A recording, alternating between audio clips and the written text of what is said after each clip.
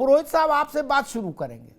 ममता जी ने इधर मतलब ये मोतीचूर के लड्डू भी नहीं खा पाए ढंग से कांग्रेस वाले, ठीक, कर्नाटक की खुशी नहीं मना पाए, तब तक ममता जी ने एक प्रस्ताव दे दिया, बोले भाई तुम 200 सीटों तक कन्फाइंड रहो, 347-43 छोड़ दो, तब कोई बात बन सकती है। अब बताइए, ये पुराने जमींदार हैं कांग्रेस भारतीय राजनीति की पुरानी जमींदार है? अब उससे आप कह रहे हो कि आप जनता फ्लैट में आ जाओ हवेली छोड़ के। हवेली पुरानी सही, लेकिन हवेली छोड़ के जनता फ्लैट में कैसे रहेंगे? पुरोहित साहब, हमारी माननीय मुख्यमंत्री ममता बनर्जी ने जो प्रस्ताव दिया है, आपको पता होना चाहिए 2021 का जब विधानसभा चुनाव हुआ, उसके बाद से दीदी ने एक ही नारा दिया था कि बीजेपी को देश से हटाना है। उसके लिए दीदी बहुत बार चेष्टा की है, सभी पार्टियों से मिली है, ऐसा ये पहली बार नहीं हुआ है। आपको पता होना चाहिए जब जिस समय में नीतीश कुमार जी आए, नीतीश कुमार जी किसके दूत बन करके आए? वो तो दिल्ली में गए, सोनिया गांधी राहुल गांधी से मिल के आए। उसके बाद में उन्होंने कुछ फार्मूला किया, देश के सभी राज्यों के मुख्यमंत्रियों से मिले, अखिलेश यादव से मिले, महाराष्ट्र में जाकर के उद्धव ठाकरे से मिल करके आए, नीचे राज्यों में भी मिल करके आए, तेलंगाना आंध्रा में।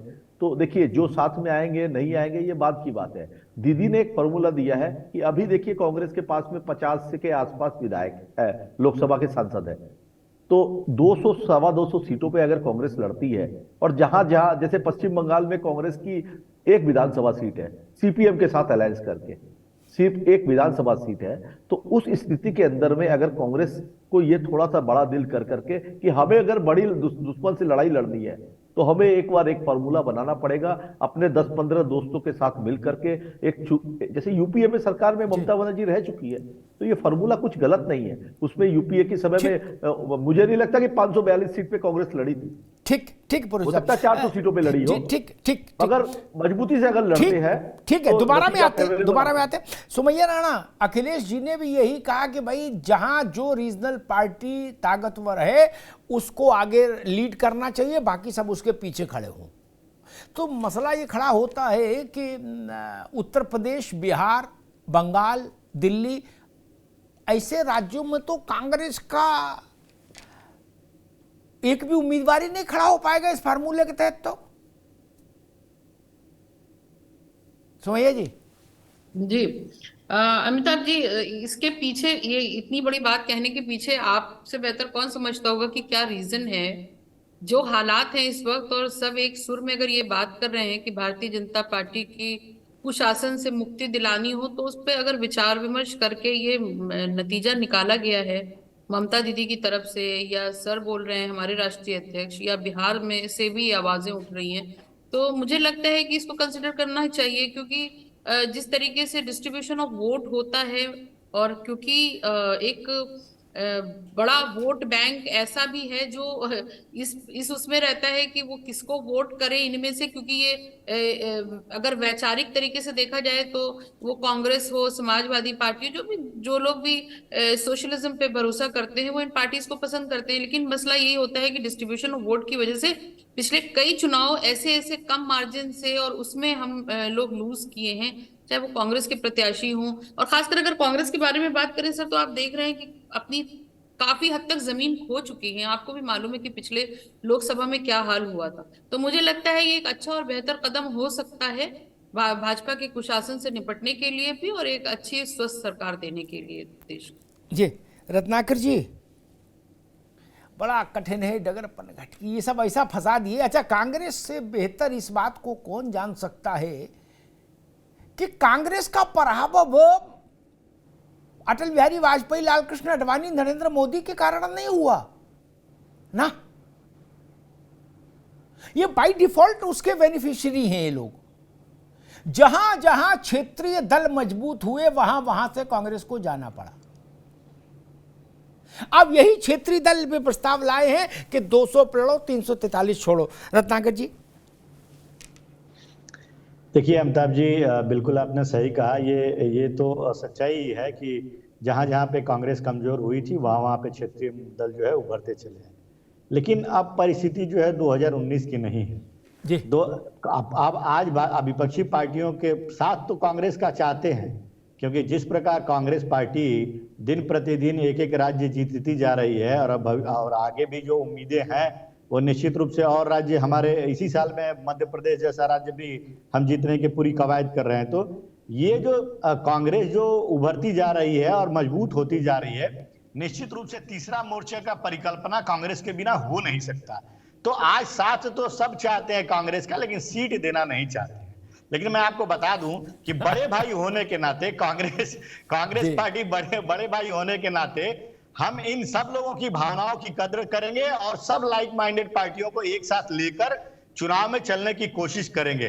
अब जो प्री अलायंस होगा वो किन शर्तों पे होगा, कितनी सीटें होंगी, क्या क्या वहां पे एजेंडे होंगे, ये आने वाले मीटिंग जो हमने शेड्यूल करने की प्लानिंग कर रहे हैं कि हम मीटिंग जो है विपक्षी पार्टियों का करें, उस मीटिंग में जो है वो सारी चीजें क्लियर करते जाएंगे और किस तरह से 2024 में रणनीति बनाना है और लड़ाई लड़नी है वो हम सब मिल बैठ करके और बात करेंगे। निश्चित रूप से स्वागत योग्य सबका सुझाव रहता है, हर आदमी अपने राजनीतिक हित को देखते हुए सुझाव देता है, वेलकम है सबके सुझाव का। लेकिन कहीं न कहीं शर्तों के ऊपर कांग्रेस पार्टी सिर्फ समझौता करती जाए ऐसा नहीं हो सकता ना। सबसे पुरानी और मुख्य विपक्षी पार्टी होने के नाते और जिस तरह से हम उभरते जा रहे हैं, अब आगे 2024 में देखिएगा कि देश भर में लोग आज कांग्रेस को समर्थन देते आ रहे हैं। ठीक है रत्नाकर भाई, ठीक है बड़े दल के रूप में मैं अशोक जी के पास चलूं उससे पहले एक बात और याद आ गई कि ये कर्नाटक की जीत के उल्लास का असर देखिए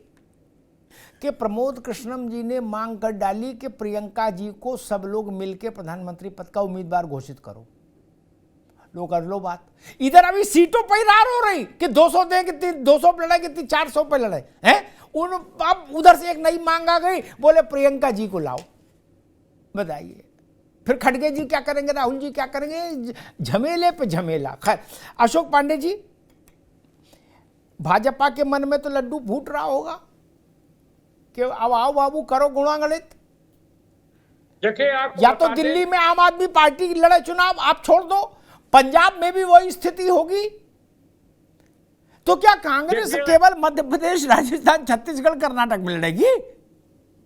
देखिए आपको बता दें कि आपने बहुत सही कहा कि जहां कांग्रेस खत्म हुई वहीं ये क्षेत्रीय दल बड़े हैं। बहुत बड़ी बात आपने कहा। और सबसे बड़ी बात है आज हर प्रदेश में प्रधानमंत्री के उम्मीदवार घूम रहे हैं। ममता जी एक प्रधानमंत्री, नीतीश कुमार दूसरे प्रधानमंत्री, इधर अखिलेश यादव भी उनका इतना प्रभाव कर्नाटक में था कि के नगर निकाय के चुनाव को छोड़ के कर्नाटक चले गए थे और प्रभाव भी दिखाया उन्होंने। यहाँ भले जीरो पर रहे लेकिन वहां से हीरो बन के लौटे।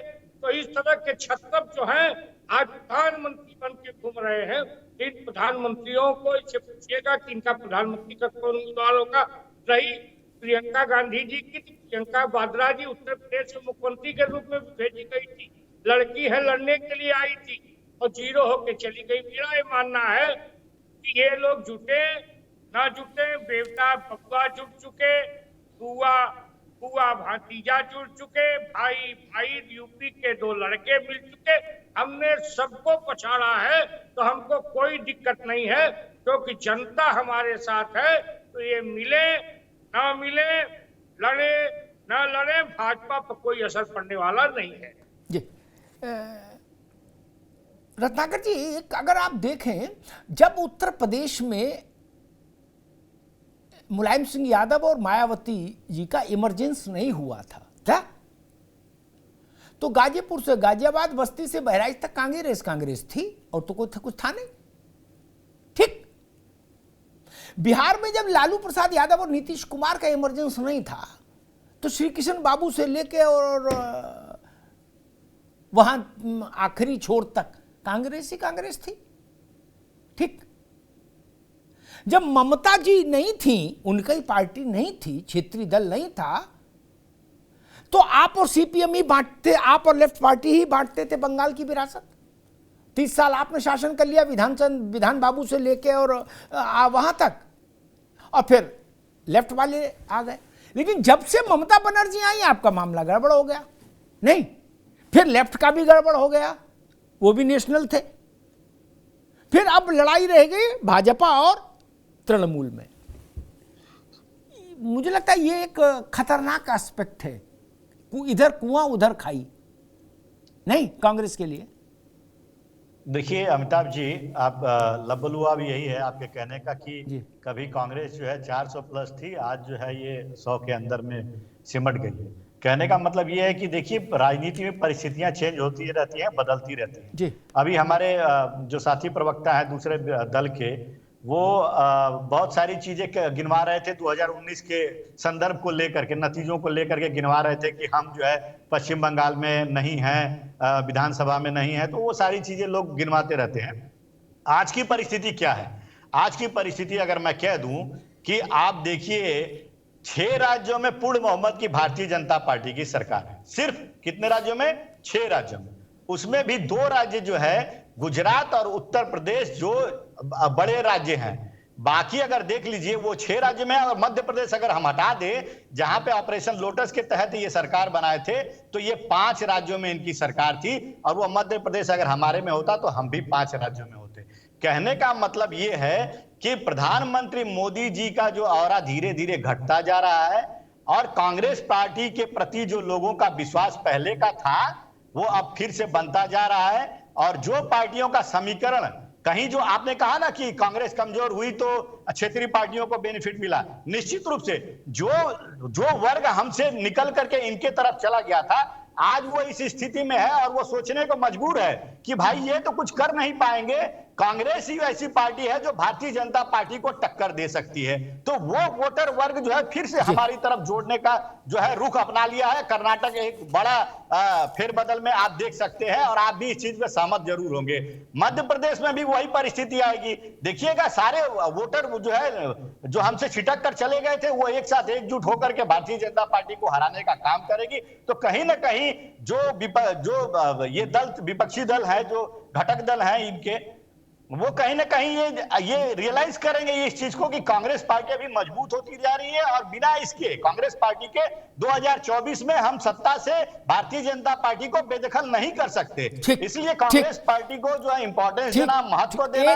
ठीक है रत्नाकर बाबू, एक मिनट मैं पुरोहित जी के पास चलूं, उससे पहले एक बात कहूं। जो बात कांग्रेस ने कही उस पर एक टिप्पणी बड़ी महत्वपूर्ण है मेरे जहन में। टीएमसी हो, अखिलेश यादव की पार्टी हो, तेजस्वी की पार्टी हो, नीतीश बाबू की पार्टी हो, उनमें से किसी को ऐसी गलतफहमी नहीं कि हमको दिल्ली में सरकार बना लेंगे हम। ठीक, वो अपने राज्य में वर्चस्व चाहते हैं। उनकी पहली प्राथमिकता राज्य में मेरा वर्चस्व रहे, मैं कहूं वो हो। ठीक, कांग्रेस को तो 24 में सरकार की लड़ाई लड़नी होगी, इसलिए कांग्रेस के लिए संकट। इसीलिए मैंने कहा इधर कुआं उधर खाई। लालू यादव को, तेजस्वी को क्या समस्या है? कोई समस्या नहीं। अगर वो एक अगर तेजस्वी यादव और नीतीश का कंबाइंड बिहार में सरकार में है तो वो मोर देन एनफ है। ममता जी बम्पर मेजॉरिटी के साथ दोबारा चीफ मिनिस्टर हैं, क्या फर्क पड़ रहा है उनकी सेहत पे? कोई नहीं। लेकिन कांग्रेस क्या करेगी, ये बड़ा सवाल है।